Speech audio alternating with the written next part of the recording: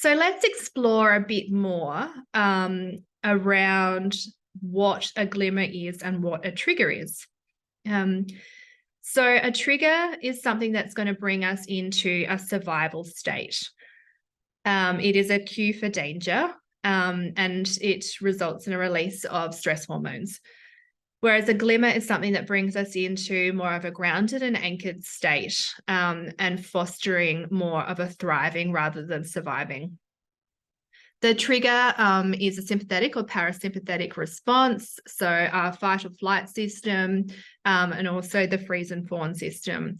Whereas we can see a glimmer is an empathic response, so there is a sense of being felt, seen, heard, validated. The trigger is in a panic or a danger zone. That is the message that we're receiving, and more so comfort and learning. So being more open to opportunity when we're in the glimmer state. Triggers can actually link back to past traumas. So we know about how powerful a smell can be to bring us or to take us back into a moment of trauma and to bring that into the current moment.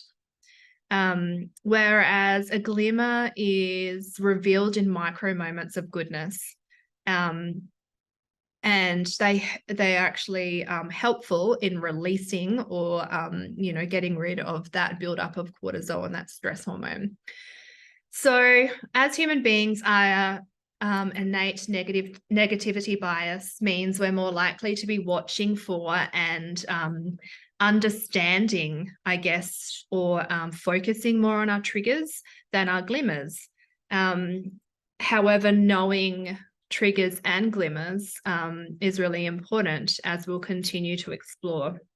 So Deb Dana talks about trauma reshaping our system so that we're more prone, therefore, to pathways of protection rather than pathways of connection.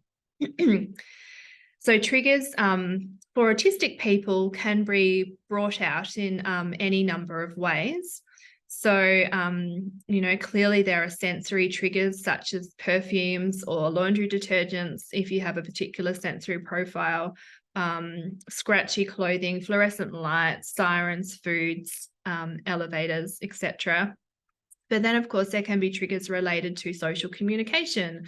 So the runoff effect from the double empathy problem, fatigue from deciphering social cues, a mismatch in neurodivergent and neurotypical expectations, perceiving differences in perceiving tone, fear and anxiety, such as worrying about the future or magnifying or catastrophizing or forecasting possible problems to mitigate threat.